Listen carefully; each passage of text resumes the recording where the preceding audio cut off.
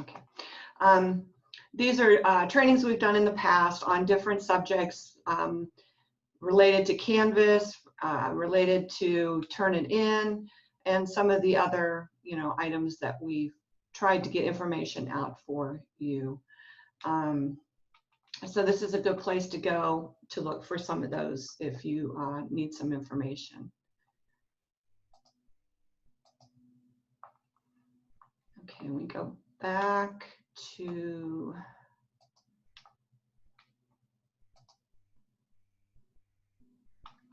this page, and you'll see the link to the faculty orientation, which is the mandatory Canvas class that you need to work through. We'll look at that in a couple minutes when we get into Canvas directly. And then there's also this Canvas tile here for you to click on, which brings you to a page. If we have training events coming up, we'll list them here. Also, there's a little video here to help you get started with Canvas. Okay.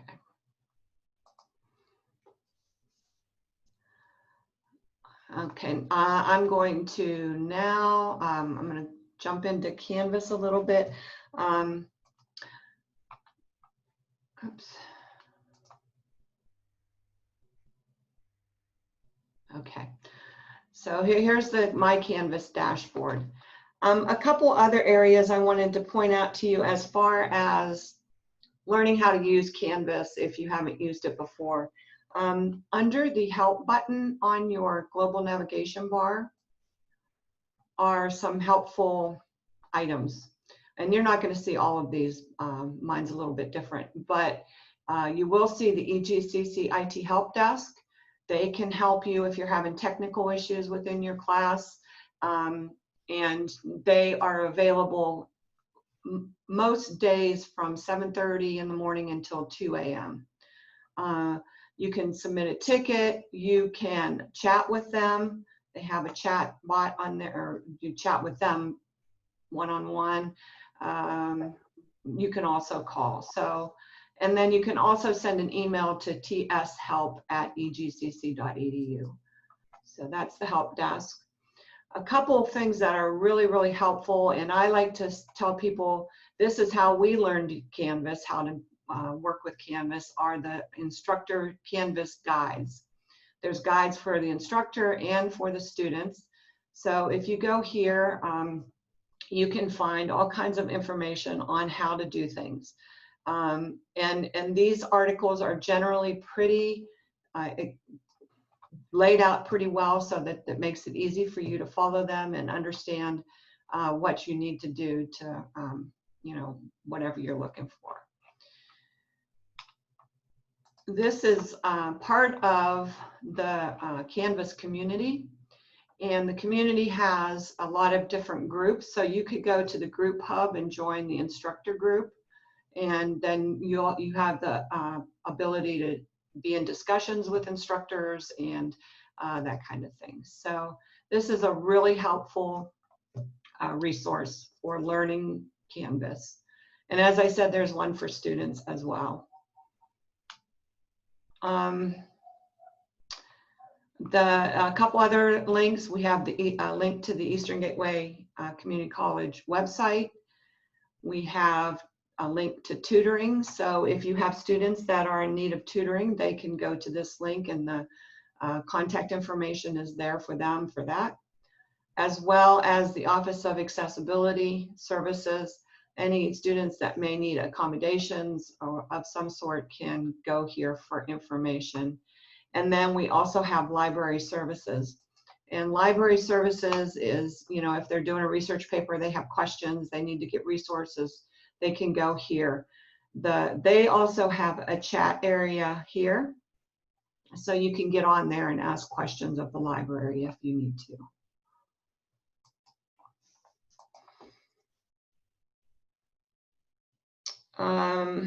Okay. Another resource is your faculty orientation course. As I said, this is a course that is mandatory for you to go through it. It gives you, information about Canvas, but also information about the college. So it's important to go through here to understand those items. One thing that is on here is the adjunct faculty guide and also a directory. And as we look through here, there's a lot of great information in the faculty guide. And at the bottom of the faculty guide is the directory as well. So if you have a question about your class, you can go to the directory and find your program director or lead faculty for the courses you're teaching and reach out to them with questions specific to your courses. So you can take a look at that. There's also forms in here that you might need: an incomplete form, a grade change form, that kind of thing. So it's important that you go through this and make sure you understand what's here, I guess.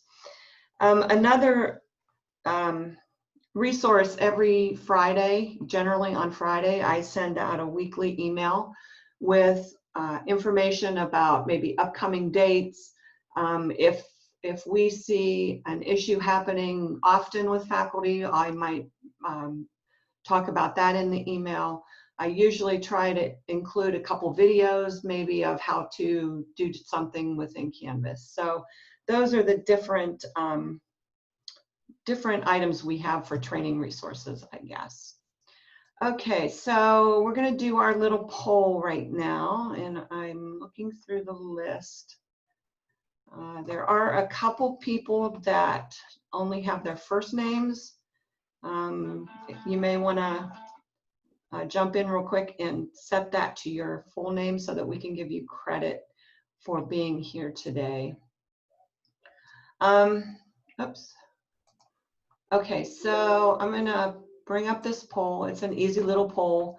I don't think you have any trouble, but this is just going to give me the information that you are here. So you should see the poll. I'll give you a few minutes to answer the question.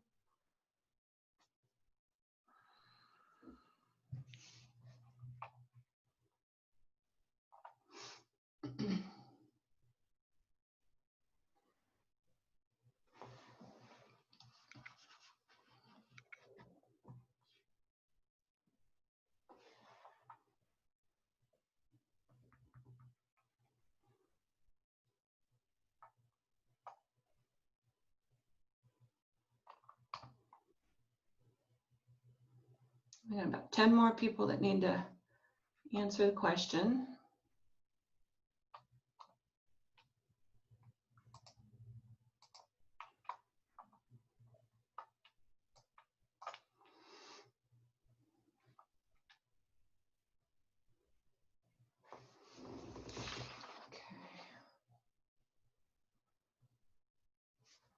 John, Mark, I have written your name down, so I've got you. Eddie, what if we get it wrong? You get an F. I know it's I know it's a gator. I know it's a gator, but I might have gotten it wrong. So No, that's all right. That's all right. No penalty. Okay.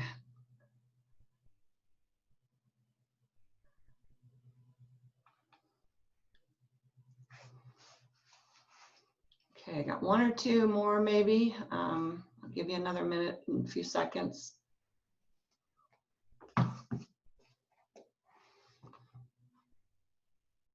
Okay, all right, I think we got everybody. So I'm going to end the poll. Our mascot is Edugator. And for the others, Zippy is Akron State University. Flash the Golden Eagle is Kent State University, and Brutus the Buckeye is Ohio State University. So thanks, everybody. Okay.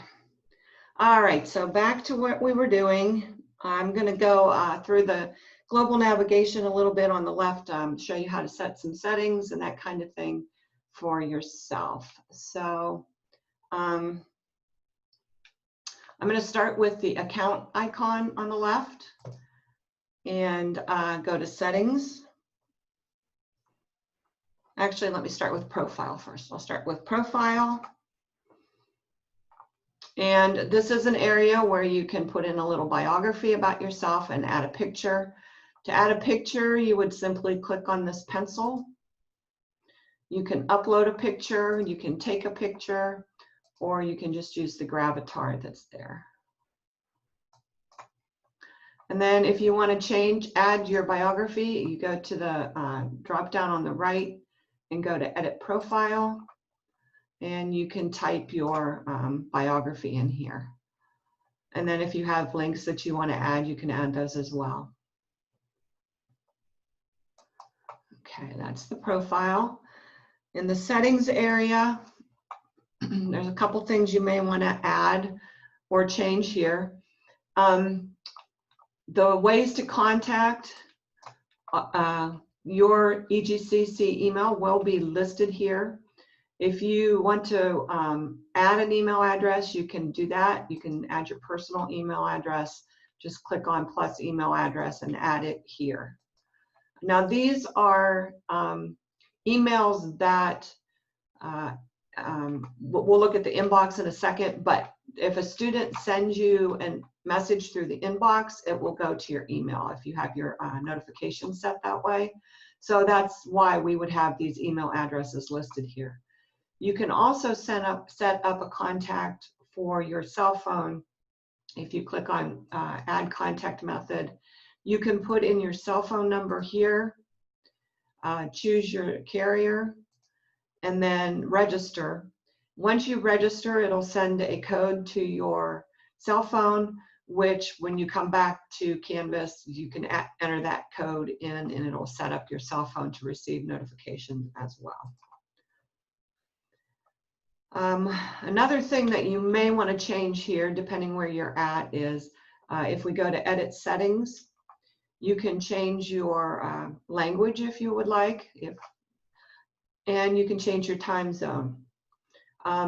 The Canvas system is set up on the Eastern time zone.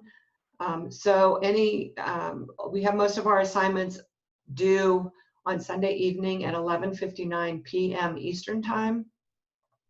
If you were to change this to Pacific time, if you're on the West Coast, then it would set those times back to 8:59 p.m. So you can change those as well. Okay. Next, we'll look at notifications.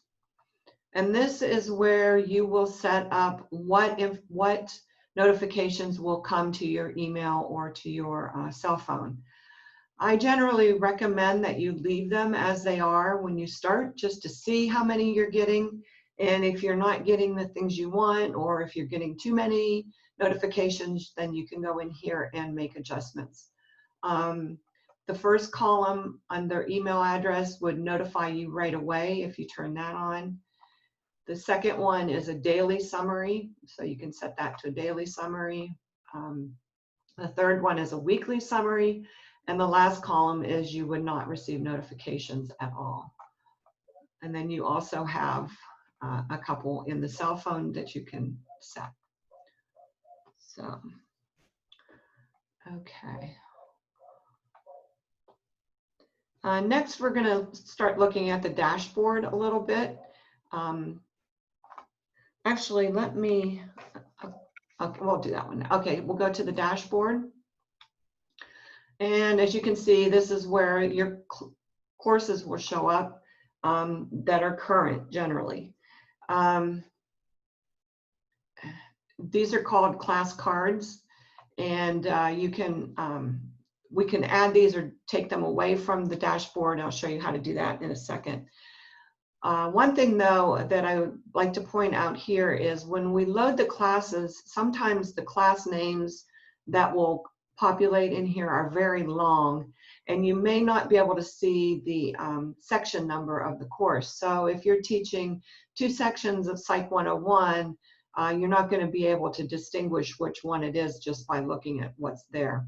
So you can go to this drop down and change the nickname here. So you could, make this something different. Like if you wanted to make it math, that's a class that I taught, math, business math 500, and apply that, it'll change that name there. So you can do that to make it a little more clear for yourself. You can also change the color of the card if you like, you know, that's up to you. So that's a couple things there. We'll have published and unpublished courses. On Monday, the 19th, we will be loading the classes for the last 8 weeks session, and those will populate in the unpublished courses when they come into your course, into your dashboard. What that means is that the students can't see them yet. You haven't got the course completely ready for your liking, and so it's not published. When you're ready to publish it, it will look like this, and you'll just need to click this publish button. The primary things you'll need to do once you get into the course, the new course, is check to make sure the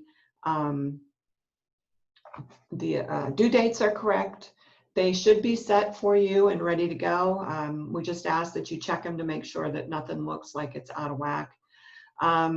Maybe, you know, put your announcements together, that kind of thing. If you want to put in your, for instance, your biography and that kind of stuff before you publish the course, you can get that all ready. If you don't publish the course by Friday, our department will publish the course, and at that time the students will have read-only access to those courses, and then on Monday the 26th they'll have full access for them to be able to start working on their classes.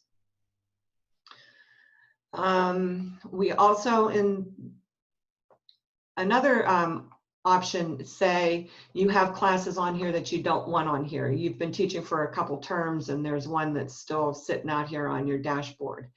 If you go to the courses on the left-hand side and then choose all courses, if you mark the star in front of the course, it will appear on your dashboard. So if I don't want this sandbox course on here anymore, I can unmark the star, and now it will be gone. So that's one way you can adjust what classes are showing on your dashboard. There is a calendar on the global navigation. It will show when items are due for you and for the students. When you're within the class, you can actually, I can't do it now because this class is over, but you can move these around on the calendar to change the assignment due dates and etc. Okay. Next we have the inbox, and the inbox is basically the email within Canvas. The inbox messages that you send in here will stay in here, but they will also go to the student's email address. So, you know, this is a really important place to be in communication with the students. To create a message here, you would just click on the compose a new message, and it'll let you select the course that you want to send it to. You can choose the students, then you can choose all students and send it to everyone, or if you have, you know, a specific message that you want to send to a specific student, you can do that as well. I'm going to do all students on this one, and then this would just be your subject line, and your message would go here. You are able to attach files using the attachment, and you can also record either audio or video to send a message that way, and you can also upload a video or an audio file. And then when you have it all ready to go, you just go ahead and send it. As you can see up here at the top, we have an inbox, unread, starred, sent, archived, and submission comments. When a student sends you a message, it will come in. There'll be a number here showing how many unread messages you have. And these will be blue like this so you can see which ones they are. To read a message, you simply click on the message and you know, the information's there for you. Okay, so this is one great place to, you know, send a weekly email to them, letting them know what's coming up in the class and that kind of thing. A couple other little things here that you may or may not use. The Canvas Commons is an area where people have submitted assignments, classes. They've created them and made them available for other people to use. So this is a nice place you can look around if you want. Most of our courses, or I should say, I think all of our courses are pre-made for you. We don't want you adding any assignments or anything to them. Those the courses need to be consistent across all the course sections. If you want to make any kind of addition to your course, you need to contact your program director or your lead faculty before you do that. So keep that in mind. We also have the studio, and the studio is basically a recording area. So this is a place where you can go to possibly record. If you like to record your lectures, you can record your lectures here and make them available in your class from here. You can also bring in videos from YouTube or you know, if you have other media files that you want to include, you can add those here. So, okay, so that's the global navigation area. Okay, now I'm going to go into this class and give you a little overview of what you may or may not see in your class and how they're set up.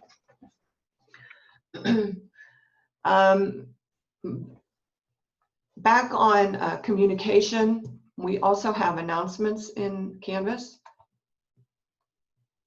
And the announcements can be basically the same message maybe that you put in your inbox message to the students. However, these stay within Canvas. They don't get sent to the student's email. Often when I send a message, like a weekly message, I also do a weekly announcement with the same information because the students aren't always reading their emails. So this will pop up right in Canvas for them when they get on in their classes. So again, you just put the subject up here and the message here. You can attach a file here. You can also delay posting. So what some instructors do is they set up all their announcements that week, you know, before classes start, they set them all up and make the post date for when they want them to release to the students. And then you can allow the students to make comments on liking and that kind of thing. So that's the announcements. Another feature on here is conferences. And this is basically like a Zoom session where you can go in and you can have a face-to-face conference with one student or your entire class, however you want to set it up.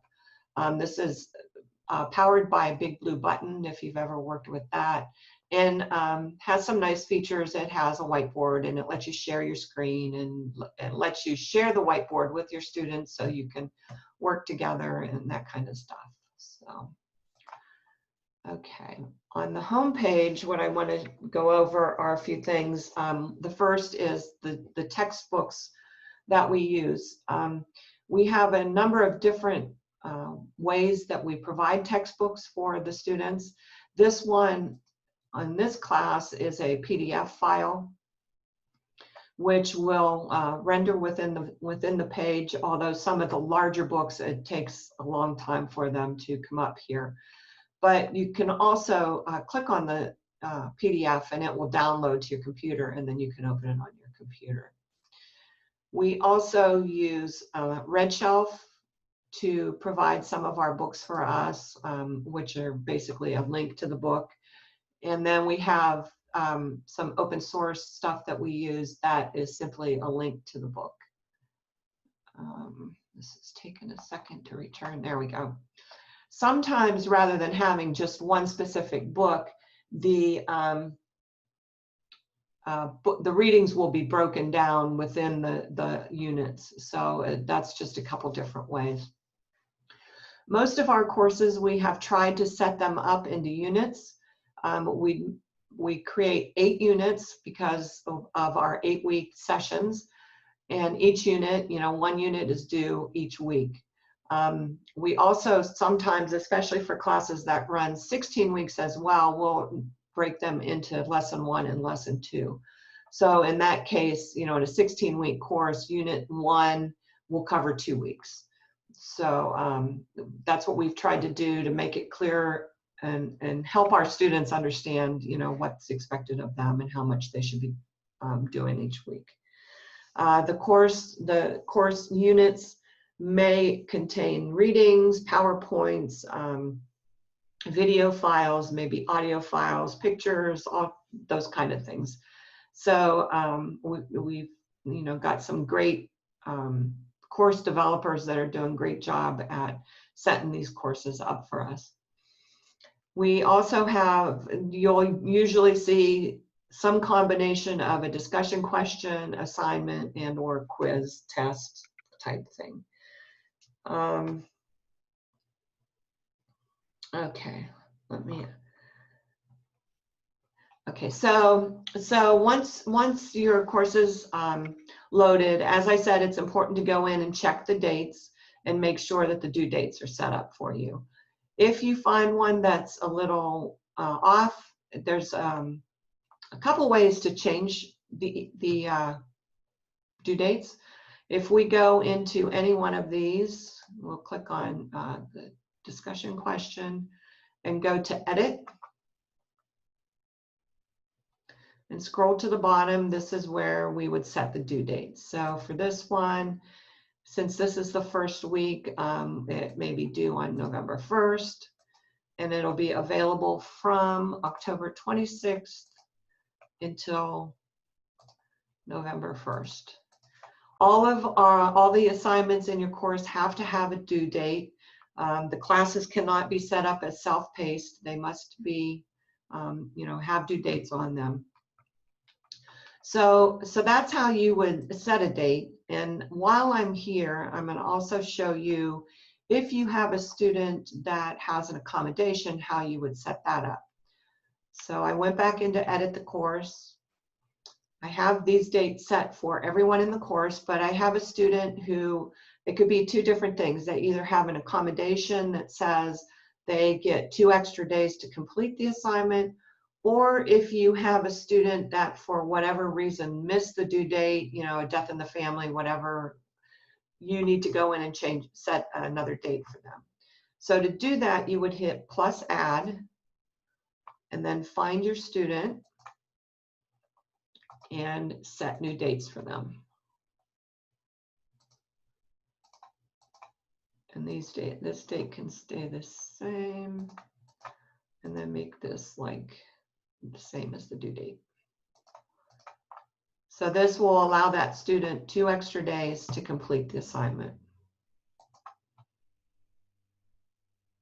Okay. As far as accommodations go as well, if a test is a timed test, as this one is 60 minutes long, and a student needs, according to their accommodation, they need double time on the quiz, you would go to moderate this quiz on the right-hand side and find the student. I've got most of mine already doubled, but we would find the student and click on this pencil on the right-hand side. And it says they already have 60 minutes. So if you want to double the time, you would put 60 minutes here, and that will now give them 120 minutes to complete that quiz. The students are required to provide an accommodation letter to you from accessibility services. So, okay. One thing I did want to mention earlier that I missed, I forgot. If a student contacts you through the inbox or emails you, you are required to respond to them within 48 hours. So keep that in mind. Finally, we're going to look at the grading area and how to grade assignments. There's a couple different ways you can do it. First, if you want to do just a specific assignment, you can go to the assignment and then you can choose the speed grader. And this will bring you to that assignment. This is the first person that submitted an assignment. Let me see if I have any others. It lets you scroll through the students. Oh, okay. Let me go back to my first one. There we go. Okay, so this, you can see the student submitted a Word document. They do have the ability to submit more than once if up until the due date. So this is where you would see the different submissions they made. With a Word document, PDF document, you do have inline grading that you can use that allows you to highlight or make notes on their paper for them. So you can use these different options. You put the grade in here. You can view the rubric if there's a rubric available for the course.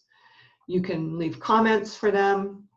You can also attach a file. You can also record a video or just an audio recording to send to them with their grade and that kind of stuff. So that's the grading area.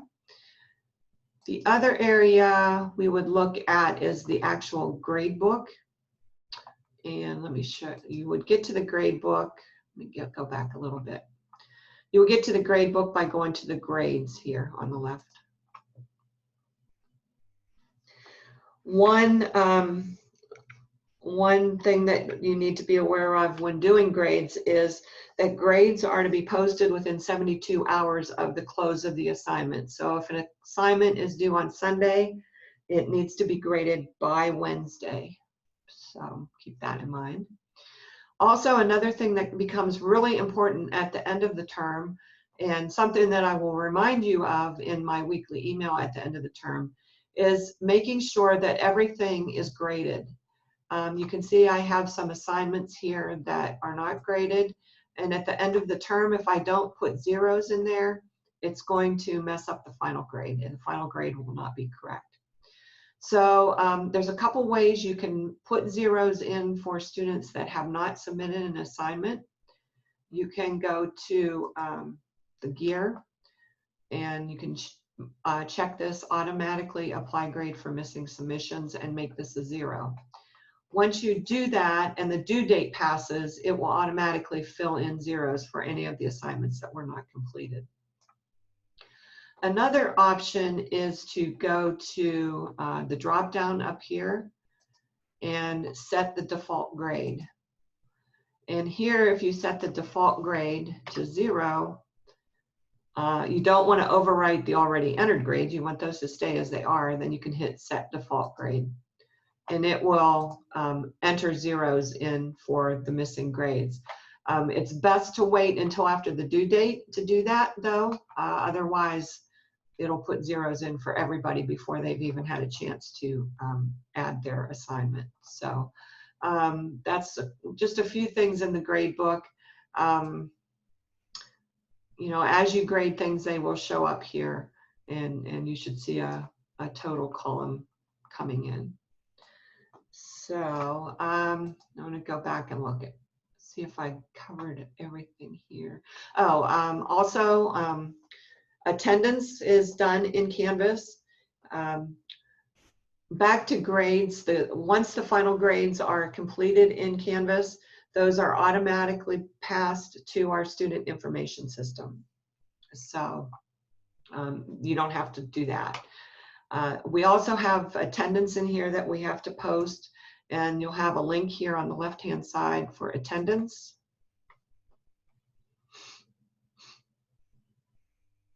And this is the page. Your students will all be listed here. For an online class, a student is considered attending if they submit an assignment. Our academic week runs from Monday to Sunday. So if during that time period they submit any assignment, you can go to Sunday and mark them as present. So what we would do would be go to the Sunday date, and you can mark them individually like this, or you can mark everybody present and then maybe mark who wasn't present or who was absent. Like I said, Monday through Sunday is the time period that they have to submit that assignment to be considered present for that week. Okay. I think that's all I wanted to cover for you. So I guess we can look at some questions. So Patty, I was able to answer some of the questions, and a few have come in. Okay. By an assignment, do you mean a discussion or quiz, or must it be an assignment specifically? So I'm assuming that question has to do with attendance. So the assignment or assessment has to be a gradable assignment, and it could be a quiz, it could be a discussion, or it could be an assignment, one of those three. And then Dimple has asked, when will the FAC 101 become available to complete? So we'll take a look at that and get that added to your dashboard, and we would like you to try to complete that as soon as you can. Chelsea has asked, do we take attendance weekly? So yes, you're asked to take attendance weekly. And again, the student must submit at least one gradable assessment during the academic week to be counted as present. What if a student asks me directly for an accommodation? So when we talk about accommodations, I'll address that question in a second. Students that require accommodations, if they do not have an accommodation letter, you can have them reach out to access@egcc.edu. And at that time, Dawn will review the student's documentation, and she will work with the student to write the letter of accommodations. That letter of accommodations is written on college letterhead and signed by her. Then that letter is given to the student, and it is the student's responsibility to send you that letter of accommodations. At that time, you must provide those accommodations within the course. Just telling the student that you will accept an assignment 2 days past the due date is not acceptable. That due date has to be changed within Canvas. Let's say, for example, if a student has anxiety, they see that they've missed their due date, and that could cause some trouble for them, so that must be changed within Canvas.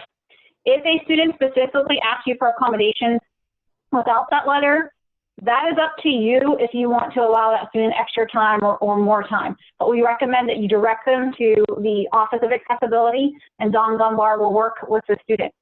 If you are in question of the validity of the letter, again, you may reach out to Dawn. And if you need help with adding the accommodations into Canvas, Dawn is more than willing to help you, as well as Patty or myself or anyone in the online office that helps with the learning management system. So please feel free to reach out to us. So I covered that one. The next one, so we do not need to submit final grades at the end of the term, right?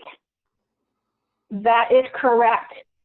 You must make sure that all assessments are graded. Any missing assignments must have a 0, and that those 2 columns that Patty showed you during the training, that they are the same and they match up. Once the grades, everything is graded by the following Tuesday after the semester closes, the grades are then pushed to our student information system. We have a question. Patty, can you go over how to enter your class again? Sure. Let me go back to here. Okay, so I'm at the Eastern Gateway website. Go to the employee portal. Click on applications and then LMS Canvas. And that should bring you to your dashboard where you'll see your classes listed, and you just click on the class you want to enter. Thank you, Patty. Hey, Vanessa. Oh, go ahead. One of the things I wanted to mention regarding when you first begin to access the employee portal, a lot of times people will get confused because it'll come up and ask you to sign in using your email address. You really need to use the single company sign-on. That's the easiest way to get into the portal. Right. Yes. So we have, Becky, I think you sort of answered that question. When do we get access to email in the portal? So you should have received an email from the EGCC IT office that would have given you your credentials to log in. If an assignment is late, oh, go ahead. I was just going to say, Andy, if you have not received that yet, I will follow up with you after the call. Thank you, Becky. Another question, if an assignment is late, do we accept the assignment with a 10% off the grade? The college does have a recommended late procedure. That procedure is found in the FAC 101 course, which is on your dashboard, as well as in the college catalog. You can utilize that late procedure, or it is optional. You may have your own late assignment procedure. Just if you do, please let the students know via an announcement, as well as an email through the course inbox. And the next question, when do we get access to email and portal? Okay, Andy, you just answered, you received your email, great. Good. Are there any other questions? Please put them in the chat or feel free to unmute yourself and ask. Dr. Graham, Gina, and Becky are here to help answer questions as well. We want you to be successful, so please let us know what you have. After this training, will HR contact us to finish up onboarding and send a direct deposit check? I'll take that question, Vanessa. So everybody's start date is technically October 25th. So on October 25th, all of your onboarding tasks will come out of the Torch system and be sent to you via email. You need to complete those onboarding tasks in order to get everything in order. If you have not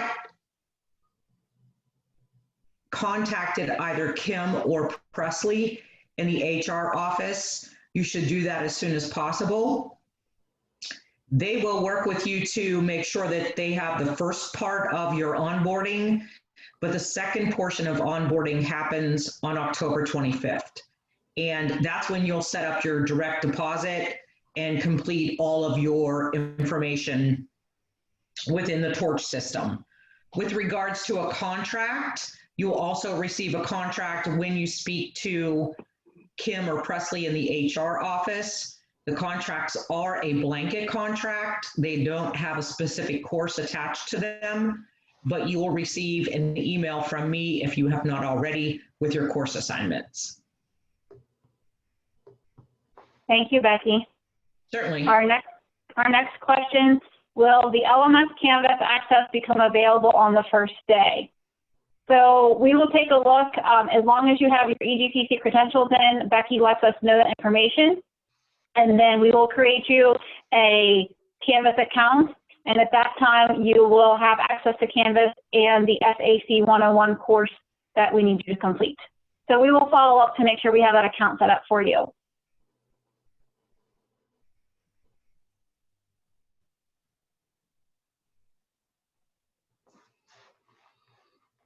Right now, the chat box, I don't see any other questions.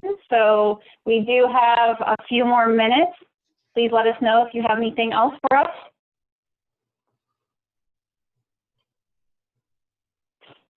I would like to say that every Friday, Patty Gijakovic, who just conducts our training, she does send a weekly actions email. It is very important that you read that. There are some documents attached that are reminders to help you be successful as well to help your students be successful. And if we happen to have any training or anything changes, Patty is very good about putting that information in that email. So again, we do communicate regularly via email, and we do ask that you read those emails and not just skip over those. They do contain very helpful information. Vanessa, may I say something too? Absolutely. Dr. Graham, Gina, please say anything you'd like. Again, thank you to all of you. I just wanted to let you know you'll be getting an email saying that there will be an adjunct meeting on the 28th of October. We'll have one at 11 o'clock in the morning and one at 6 o'clock in the morning to go over issues, any problems that you may be having, or any questions that you may have. Plus, we'll be sharing some information with you, and that'll be on October 28th. That's it, Vanessa. Thank you, Dr. Graham. And for any of those who cannot attend those adjunct faculty forums, there are minutes taken, and those minutes are sent out to everyone. So you'll have those for your reference.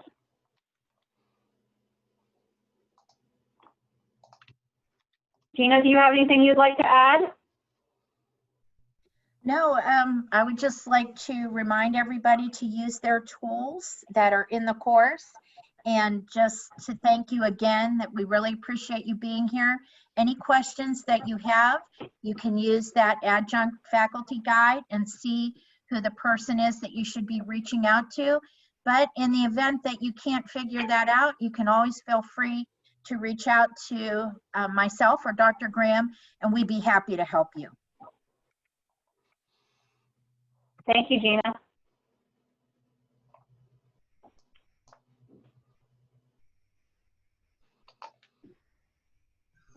Stephen. I Steve, I have a question. Go Yes. ahead. In the grade book, in Canvas where I've worked before, you've been able to just manually enter zeros by each in each column. Uh-huh. But you're saying in the way this one's set up, you have to use the settings option and do it the way you showed us. Is that right, Patty? You don't have to do it that way. You can still put them in individually as well. Okay. It's just a lot of times if you've got 40 or 50 students and you've got 10 or 15 with it's just a little quicker way to do it.